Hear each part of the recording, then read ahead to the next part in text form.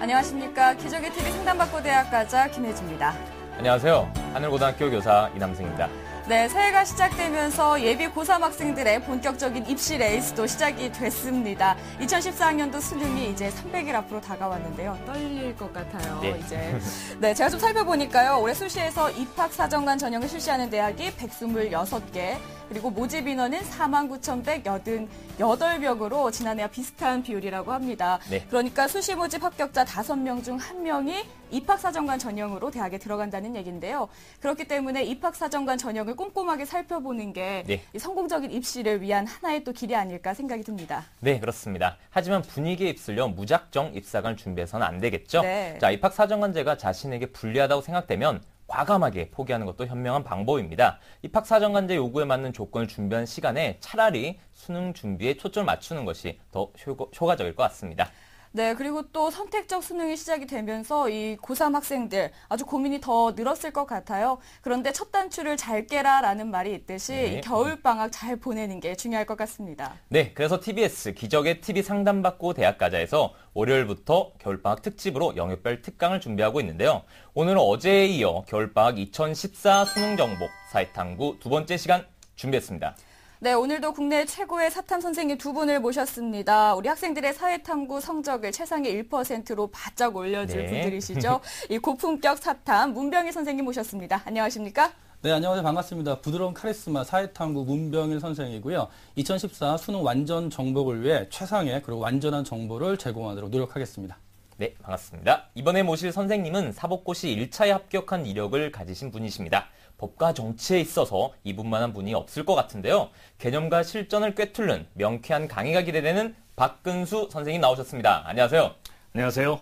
박근수 선생님입니다. 자, 이해하는 사탐을 추구하고 있고요. 이번에 새로 생긴 과목이죠. 법과 정치라고 하는 과목. 최선의 양질의 정보를 제공하기 위해서 열심히 여러분들께 정보를 제공해드리겠습니다. 네. 네, 오늘 기대가 됩니다. 네. 2014학년도 수능에서는 사회탐구 영역을 2과목만 준비하면 되잖아요. 그렇죠. 그래서 부담이 줄었다는 학생도 있고요. 오히려 더 부담된다 하는 학생들이 있더라고요. 문병희 선생님은 어떻게 보시나요? 네, 저 2014년 수능의 가장 기본적인 특징이요. 네. 기존 수능은 이제 3과목 응시, 2과목 반영이었죠. 근데 네네. 이제는 2과목 응시, 2과목 반영입니다. 그래서 상대적으로요. 2과목 중에 1과목이라도 실수를 하면요. 치명적인 타격을 받고요. 이를 네. 만회할 방법이 없습니다. 어떻게 보면 이제 2과목 체제에서 진검승부가 시작된 건데요.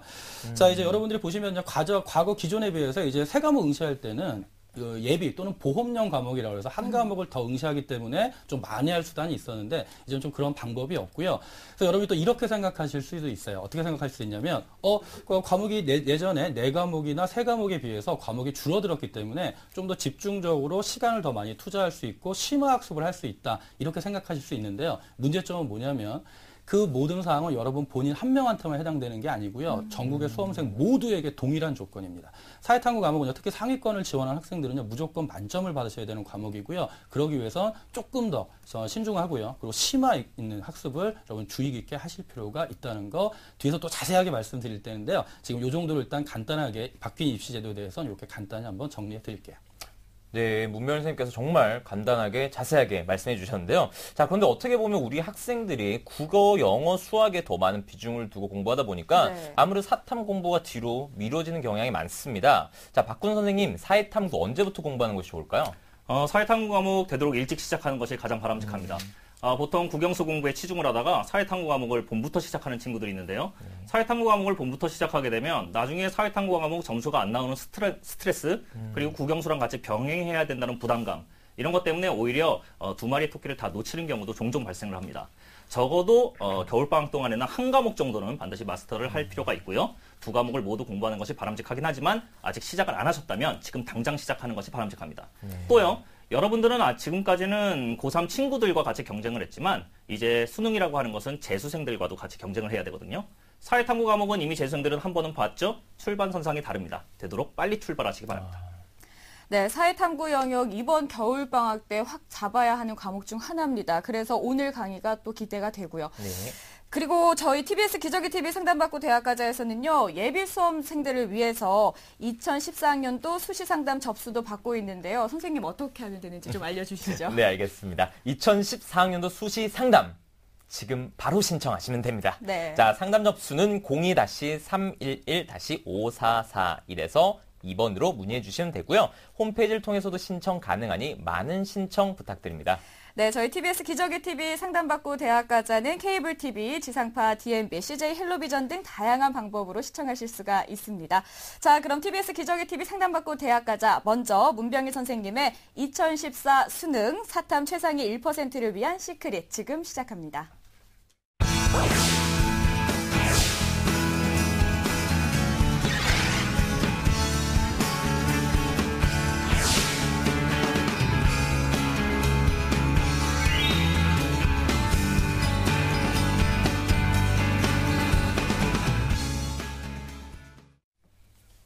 자, 여러분들 이제 가장 지금 여러분들 제일 어려워하시는 게 뭐냐면요. 사회탐구 과목, 어떤 과목을 선택해야 될까 제일 많이 걱정하시고요. 아직도 좀 결정을 하지 못해서 좀 방황하는 친구들이 있는데요. 제가 지금 몇 가지 통해가지고 실제 사회탐구 과목을 어떤 요령과 또는 어떤 그 여러분 기준을 갖고 선택해야 되는지 말씀드릴게요. 자, 첫 번째는요.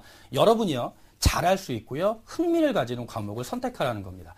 자, 여러분, 학생들이 제일 많이 물어보는 게 이거예요. 자, 선생님, 이렇게 현장에서 어떻게 물어보냐면요. 선생님, 어떤 과목이 가장 쉽게 나올까요? 또는 어떤 과목을 하면 점수를 잘 맞을 수 있을까요? 자, 여러분, 이거는요, 해마다 사탐 총 10과목의 난이도가 해마다 다릅니다. 어떤 과목이 더 쉽게 나오고요, 어떤 과목이 점수를 더 높게, 더 많이 받을 수 있다. 이걸 우리가 예측할 수 없기 때문에 일단은요, 여러분이 가장 흥미 있고요, 가장 잘할 수 있는 과목을 선택하시는 게 요령이겠죠.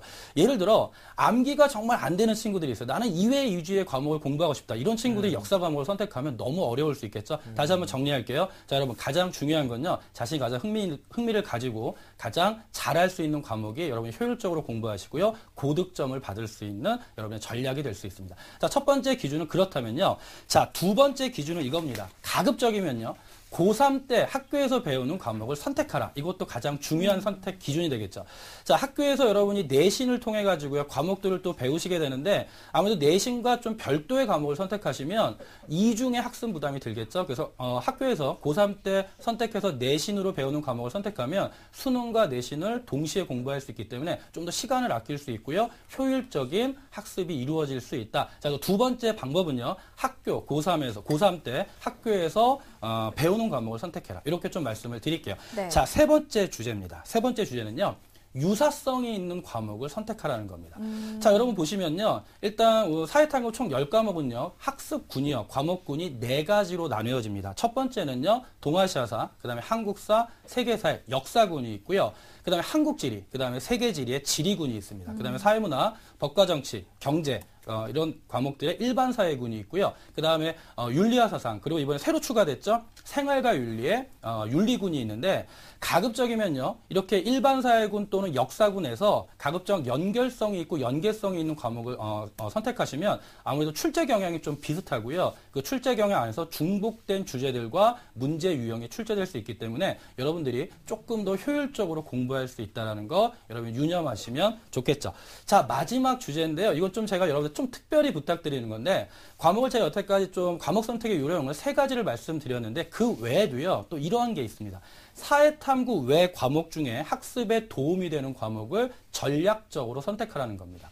자, 여러분 수시 비중이 지금 압도적으로 늘어나고 있는데요. 수시에서 가장 중요한 건 아무래도 뭐 교과에서 어떤 그 내신도 있겠지만 논술의 비중이 점점 커지고 있습니다. 특히 논술에서 배경 지식에서 가장 도움이 되는 과목 중에 경제나 또는 윤리 과목 그리고 사회문화가 논술과 또는 언어 비문학 측면에서 많이 도움이 되겠죠. 자, 그렇다면 여러분이 어떤 과목을 선택하실 때요. 단지 내가 좋아한다 싫어한다를 떠나가지고요. 이 과목을 선택하면 사회탐구 외에도 언어, 비문학, 논술에도 도움이 되겠구나. 그렇게 전략적으로 접근하시면 일석이조 또는 일석삼조의 효과를 여러분이 직접 몸으로 체험하실 수 있다는 거. 이런 4가지의 어떤 선택 요령에 좀 주의하셔가지고요. 가장 자기에게 효율적인 사탐 과목 선택에 여러분이 집중하시면 분명히 결과도 좀 여러분이 합격하는 데도 결과도 좋은 결과가 있을 거라고 장담을 하겠습니다. 네, 제가 가장 눈에 띄는 거는 3번째 거예요. 유사성이 있는 과목을 선택하라였거든요. 저 같은 경우에는 학창 시절에 지리에 좀 관심이 많았었거든요. 그런데 제가 지리랑 정치랑 이렇게 좀 상관없는 것들을 선택을 했었는데 선생님 말씀대로라면 제가 지리에 관심이 있었으니까 한국 지리, 세계 지리를 선택하는 게 더 효율적이었겠다 그런 생각이 드네요. 네, 맞습니다. 네. 제가 이제 지리를 가르치고 있어서 하는 말이 아니고요. 네. 한국 지리랑 세계 지리 같이 공부하면 시너지 효과가 분명 발휘됩니다. 자, 지난해와 달리 선택한 두 과목 모두 선택해야 되기 때문에 또 반영이 되기 때문에 우리 학생들 고민이 많을 텐데요. 자, 선생님 강의를 듣고 어떤 과목을 선택할지 조금은 감이 잡힐 것 같습니다. 네, 2014학년도 수능에서 사회탐구 영역 어떤 과목을 해야 할지 선택을 했다면 또 네. 어떻게 공부하는지도 중요할 것 같아요.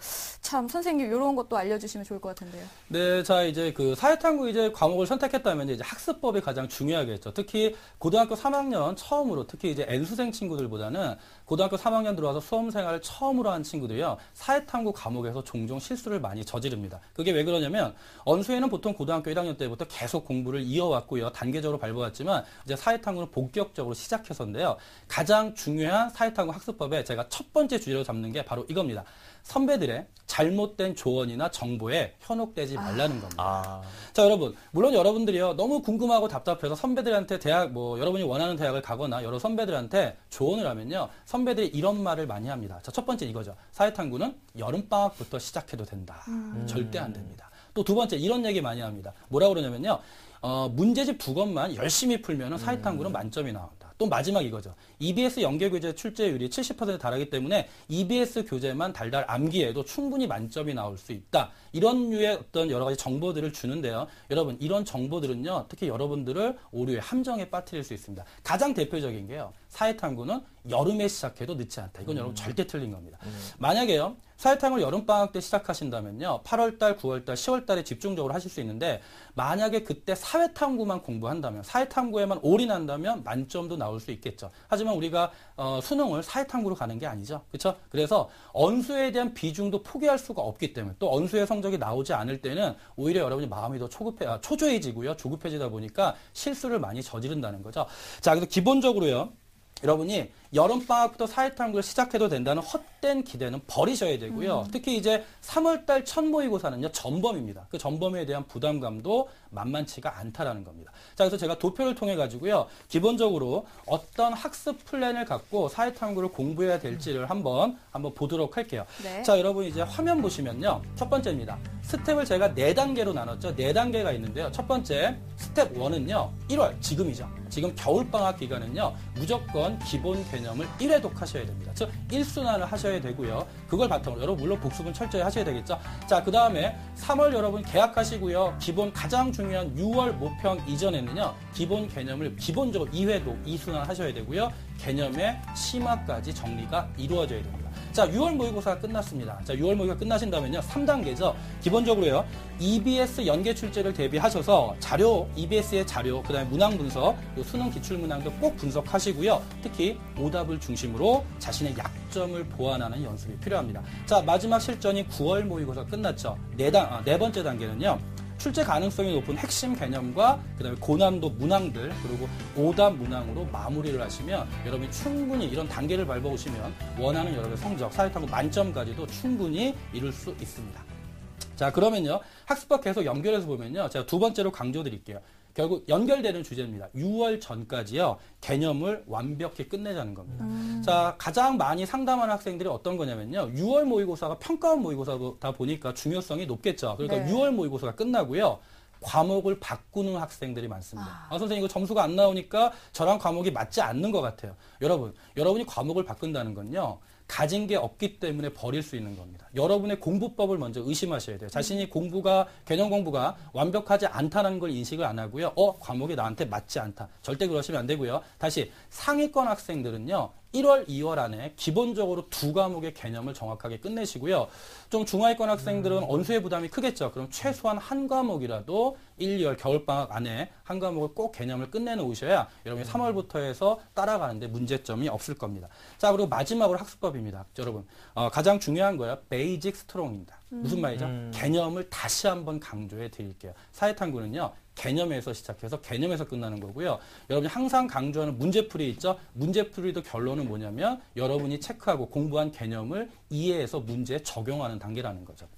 그 강조 드리고요. 특히 여러분들 중에 특히 고3 학생들이 수능에서 사회탐구를 가장 많이 실패하는 이유가 문제풀이에 집중하는 겁니다. 자, 여러분이 기출문제집을 한 권 푸시고요. 또 다른 출판사의 기출문제집을 또 다른 걸 푸시는데, 그러면 여러분들이요, 문제를 뭐 한 과목당 한 1,500에서 2,000문제 정도를 풀으세요. 그럼 여러분 그거는요, 자기 만족은 돼요. 아, 나는 문제 많이 풀었다. 하지만 결국 그거는 양치기에 불과하다는 거 잊지 마시고요. 개념과 문제를 적게 푸시더라도요. 마지막에 문제 집중적으로 푸시면 되고요. 개념과 문제를 통해서 유형을 정리하시는 연습이 중요하다는 거 다시 한번 강조드리겠습니다. 네, 저희가 작년에도 마지막까지 선생님들께서 가장 중요시했던 게 개념 정리였거든요. 그런데 역시 시작을 할 때도 베이직 스트롱, 개념 정리가 중요했던 것 같습니다. 네, 맞습니다. 자, 가장 미련한 학습법이 무작정 공부하는 것이 아닌가 싶은데요. 네. 자, 공부의 왕도는 분명 없습니다. 하지만 방향을 잡으면 더 효과적으로 공부할 수 있겠죠? 자, 선생님 마지막으로 한 번 더 강조드립니다. 사탐은 개념입니다. 6월까지 개념 정리 확실히 하시고요. 문제풀이는 조금만 참으시기 바랍니다. 네, 선생님 사회탐구 영역 10과목 가운데요. 우리 학생들이 선택하기를 가장 꺼리는 과목이 경제거든요. 그렇죠. 네, 2014년 수능에서 경제 과목 어떻게 출제될 거라고 예상을 하십니까? 네, 일단 여러분들이요, 경제 과목에 대한 막연한 두려움 많습니다. 일단 뭐 상위권 학생들이 많이 선택을 할 거다, 뭐 이런 과목에 막연한 두려움이 많으신데요. 일단 제가 2013년 지금 추정치긴 하지만요, 2013년 사회탐구 영역에 각각 원점수로 나온 등급 분포를 보면서 한번 설명을 드릴게요.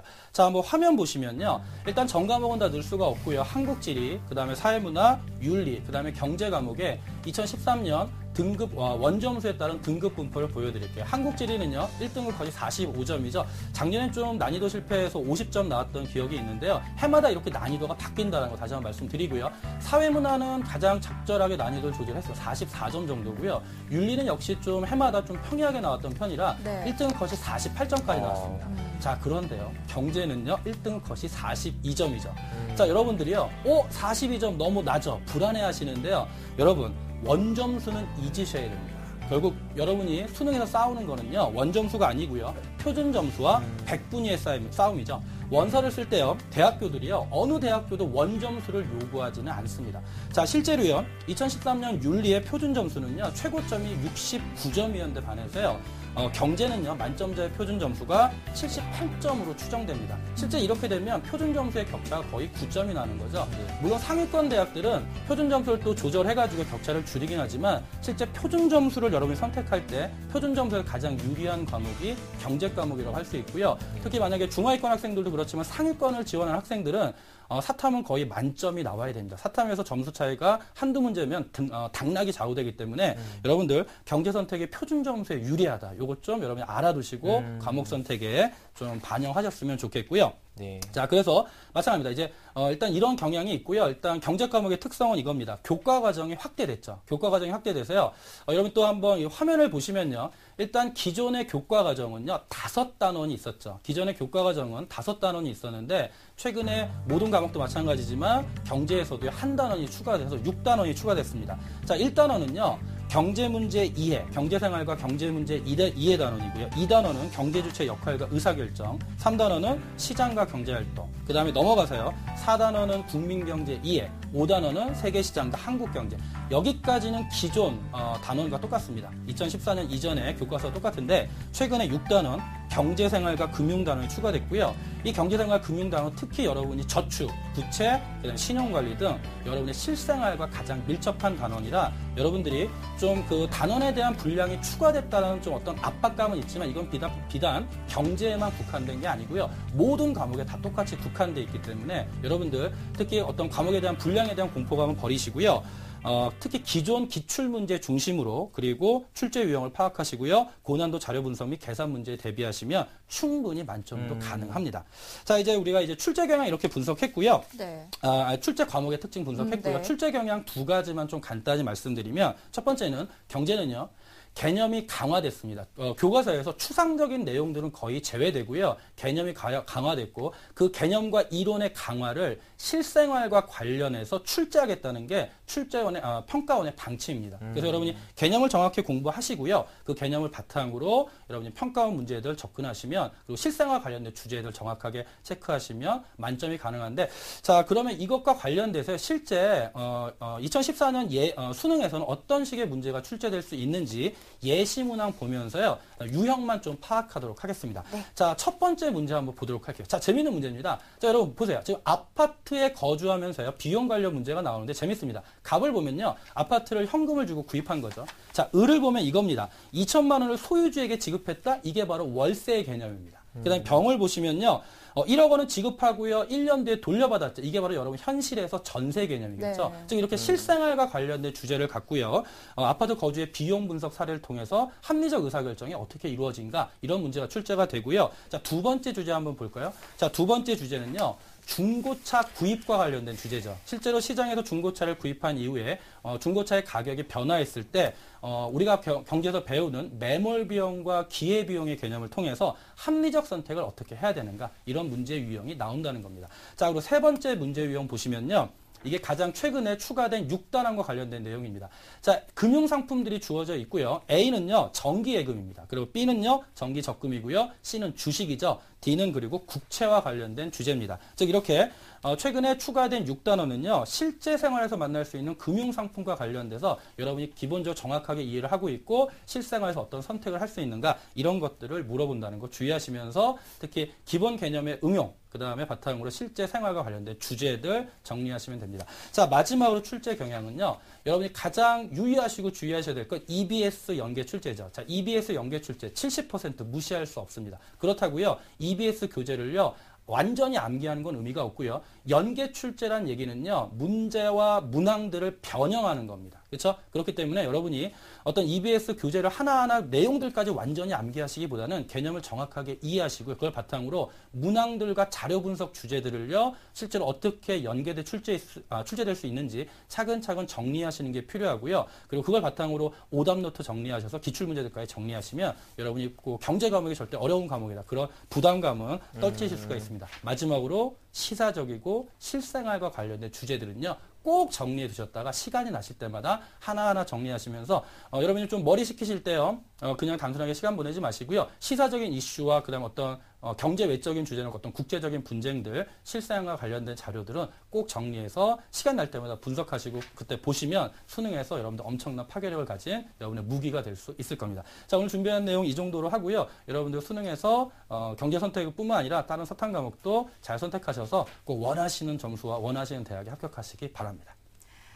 네, 안 그래도 좀 부담스러운 경제인데 한 단원이 추가가 돼서 더 부담스러웠거든요. 그런데 다시 들어보니까 추가된 단원이 실제 생활과 연관돼 있는 것들이라서 재미가 있을 것 같고요. 선생님 강의 들으니까 이렇게 공부해 나가면 되겠다 이런 생각이 정리가 되는 것 같아요. 네, 오늘 이 시간 함께하는 우리 학생들 머릿속에도 공부 계획이 그려졌으면 좋겠습니다. 자, 오늘 문병일 선생님 알려주신 2014 수능 사탐 최상위 1%를 위한 시크릿 다시 한번 짚어보겠습니다.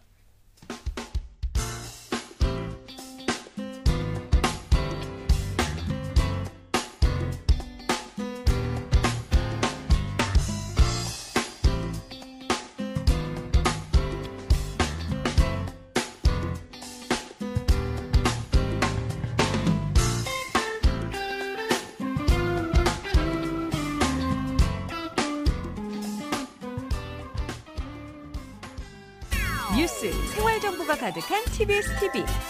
TBS TV는 케이블 TV와 IPTV, 지상파 DMB TV, TBS 교통정보 앱 외에도 서울 지하철 객실내 TV나 PDP TV, 또 인터넷을 통해서도 만날 수 있습니다.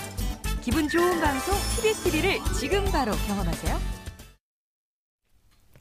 네, 이번에는 박군수 선생님께서 준비하고 계십니다. 이 경제만큼 어려운 게 이 법과 정치가 또 아닌가 싶은데요.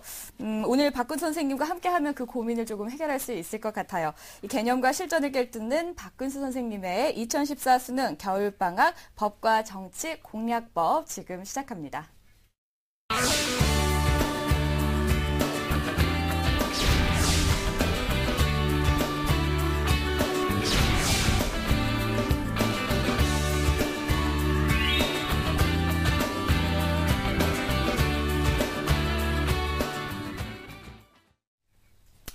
안녕하세요. 박근수 선생입니다. 앞서서 문병일 선생님께서 사회탐구 과목과 관련지어서 너무 좋은 말씀을 많이 해주셨네요. 그래서 저는 이번 시간 때는 법과 정치라고 하는 과목에만 한정지어서 여러분들 법과 정치가 어떤 과목이고 그리고 어떻게 공부해야 되는지 간단하게 설명을 드리는 시간 갖도록 하겠습니다. 네.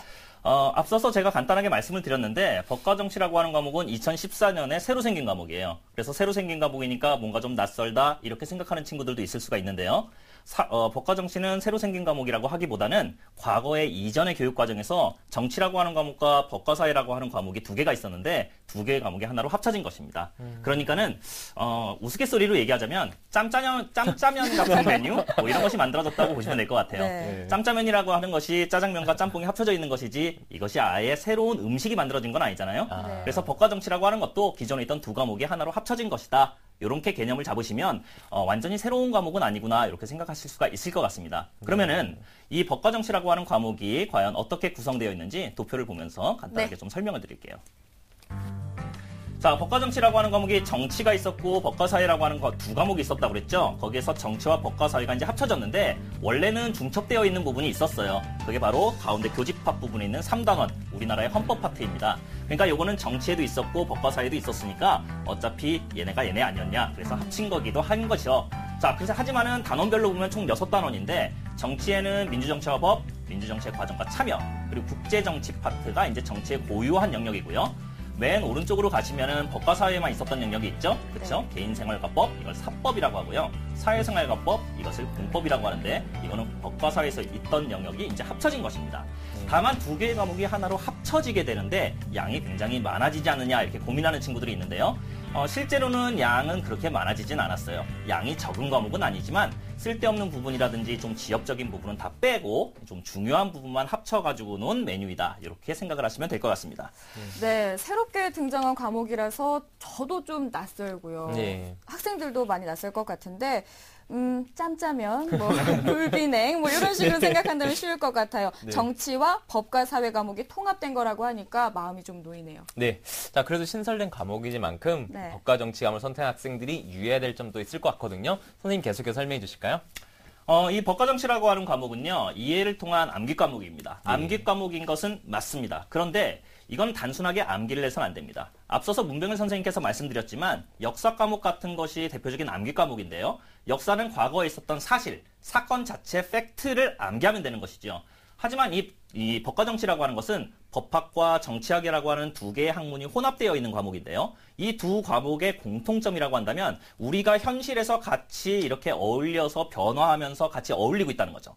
쉽게 얘기해서 신문지상에 있는 내용들을 어른들이 다 보고 있는데 이 내용들은 어른들이 암기를 하지 않죠. 네. 그냥 보고서 이해를 하고 이런 현상이 있었구나라고 듣고 넘긴단 말입니다. 이러한 과정, 이해 과정이 반드시 필요하다는 거죠.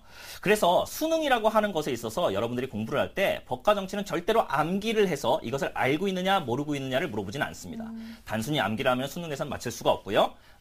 이해를 기초로 해야지 응용 문제 같은 것, 특히 사례 문제가 주로 출제가 되기 때문에 이 사례 문제를 여러분들이 철저하게 대비할 수가 있다는 거, 이거 좀 조심하시고요.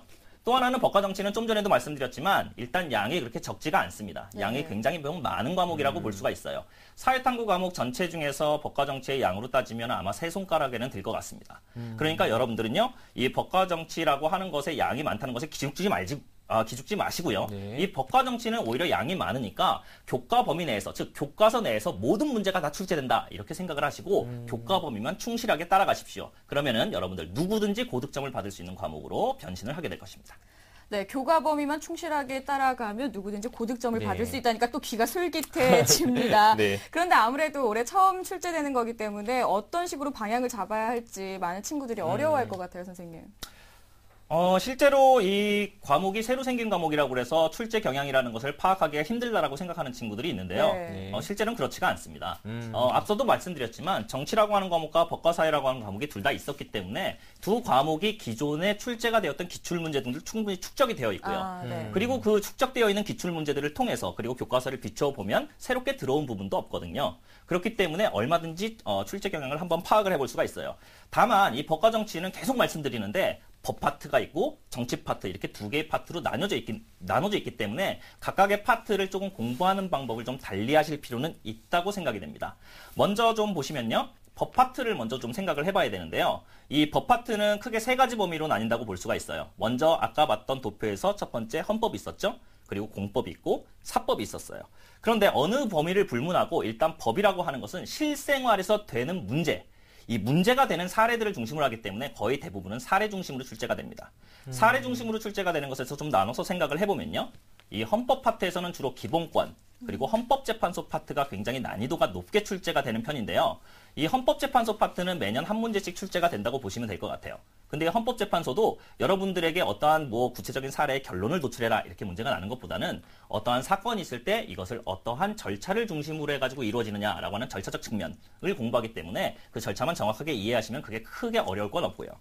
사법적인 면을 한번 보면 사법은 이제 우리가 개인으로서 살면서 일어나는 각종 사건들을 얘기하는데 크게 이제 계약, 불법행위, 그리고 가족관계에 대해서 보통 얘기를 합니다. 근데 매년 출제가 되는 중요한 문제가 이제 상속 파트 같은 건데요. 어떠한 분이 돌아가셨을 때 그 사람의 재산을 누가 얼마나 상속받느냐 이런 문제가 빠짐없이 출제가 되거든요. 그리고 사법 영역에서는 이번에 민법이 이번 연도죠. 2014년 7월부터 법이 또 바뀌어요. 네. 이게 법과 정치라고 하는 과목이 법이 바뀌면 또 새로운 법을 공부해야 되잖아요. 네. 특히 미성년자 연령이 만 20세에서 만 19세로 낮춰진다는 점 주의하시고 옛날에 나온 참고서는 좀 버리시고 새로운 참고서로 공부하시는 것도 좀 필요할 것 같습니다. 자, 그러면은 법과 정치에서 상속과 관련된 것이 예를 들어서 어떻게 문제가 출제되는지 한번 사례를 통해서 한번 살펴보죠.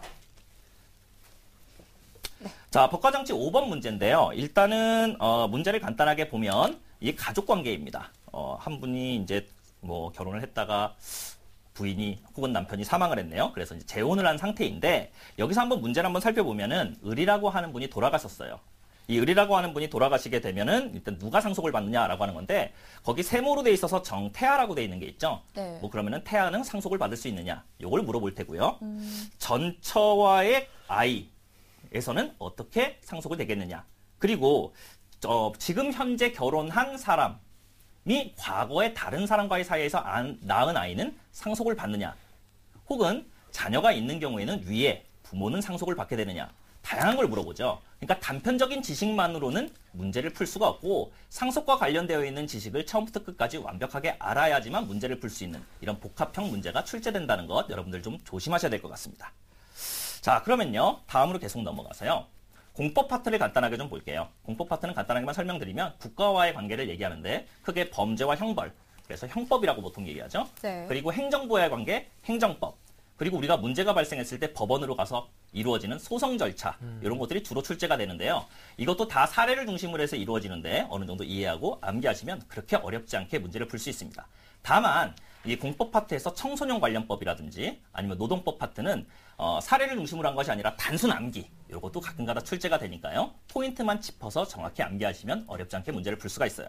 네. 자, 그 다음에 이제 법 파트는 어느 정도 정리가 됐으니까 정치 파트로 한번 들어가 보죠.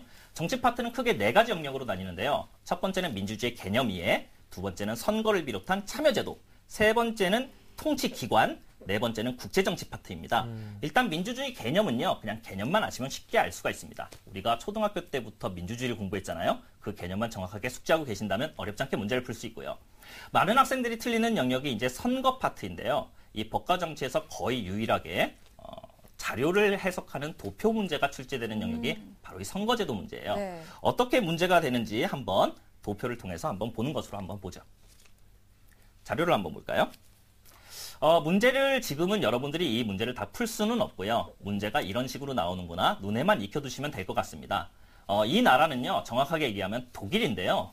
이 독일의 선거제도를 꼭 알아야지만 문제를 풀 수 있는 것은 아니에요. 앞서서 독일의 선거제도와 관련된 사례들을 쭉 주고 네. 설명을 한 다음에 문제를 푸는데 이 각각의 막대 그래프를 보고 오른쪽에 있는 빈칸에 총 의석수 지역구에서 몇 명이 뽑히고 그럼 비례대표는 몇 명이 되는지 숫자를 다 기입해서 문제를 푸는 것입니다. 이런 문제들도 여러분들이 공부를 해보시면 알겠지만 정치에서 선거와 관련된 단편적인 지식만으로 문제가 풀 수가 없고요. 여러 가지 총 의석수는 어떻게 구하지? 비례대표는 무엇이지? 지역구는 어떻게 뽑지? 라고 하는 것을 총체적으로 알고 있어야지만 정확한 답을 유추할 수가 있는 문제죠. 개념을 정확하게 그리고 복합적으로 이해하는 사고방식이 필요하다는 법과 정치의 특징을 단적으로 보여주는 문제라고 볼 수가 있습니다. 자, 그러면은 이 문제는 답을 푸는 건 중요한 건 아니니까요. 이 정도로 설명을 하고 넘어가는 것으로 하죠. 네. 자, 그 다음으로는 이제 통치기구 영역에 대해서 간단하게 설명을 좀 드릴게요. 우리가 대통령을 뽑았지요? 국회의원 선거도 합니다. 지방자치단체 선거도 우리가 하지요. 이러면서 우리를 다스리는 이른바 통치기관들을 우리가 구성을 하게 되는데요. 이 통치기관과 관련지어서는 옛날에는 단편적으로 어떤 기관의 특징에 대해서만 물어봤어요.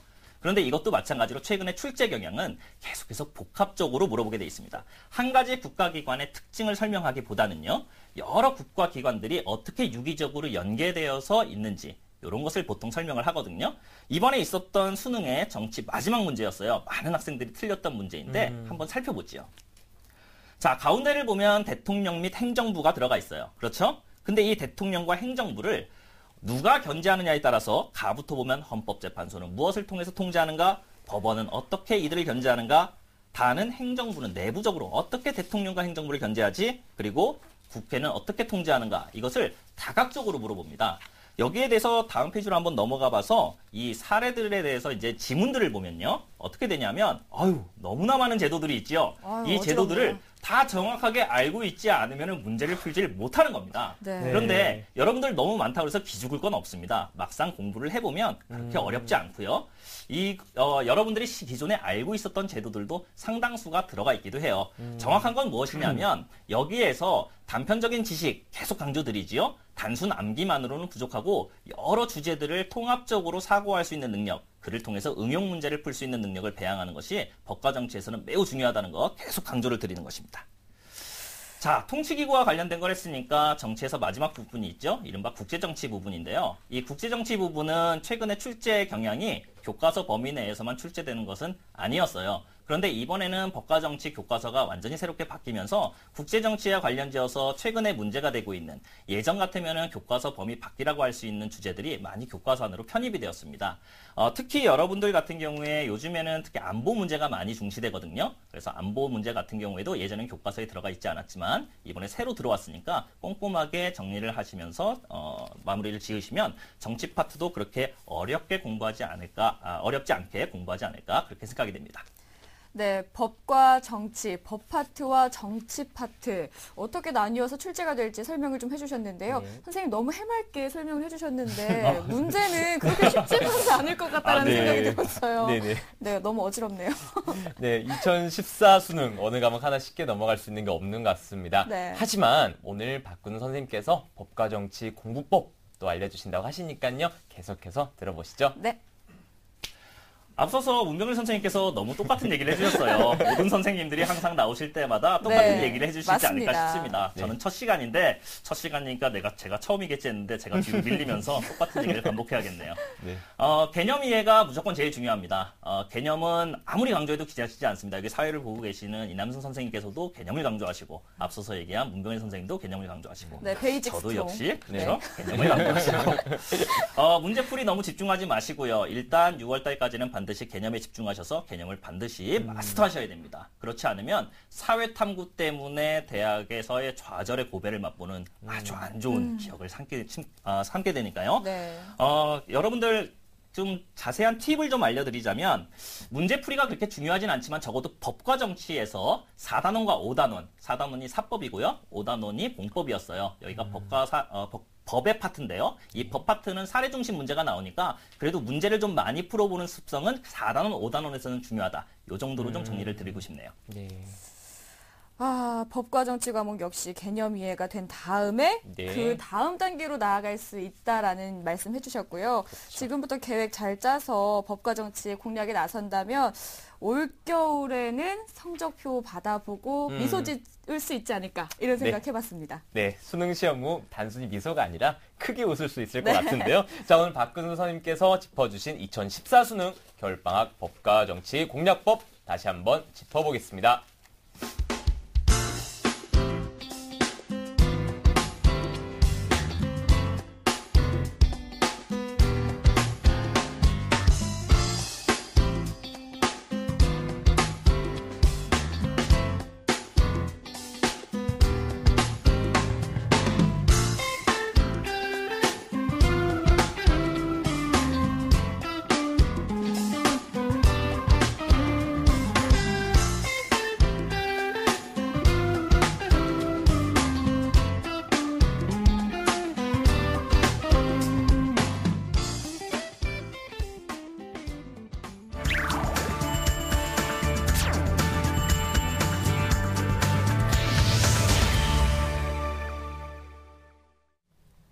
네, 저희 사회탐구 영역에 대해서 알아보고 있는데요. 추가 네. 질문 좀 드려보도록 할게요. 궁금한 게 너무 많네요. 네.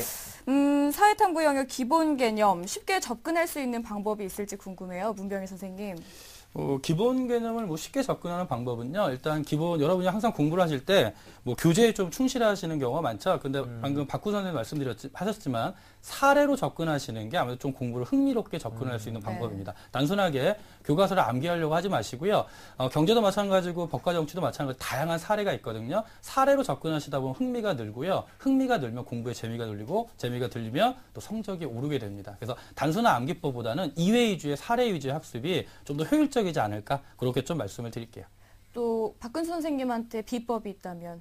글쎄요, 혼자서 책을 공부하는 것은 아무래도 좀 딱딱하니까요. 네. EBS라든지 요즘에 인터넷 강의가 많이 활성화되어 있으니까 그런 인강을 좀 활용해 보는 것도 공부를 좀 더 쉽게 접근할 수 있는 방법이라고 생각이 되네요.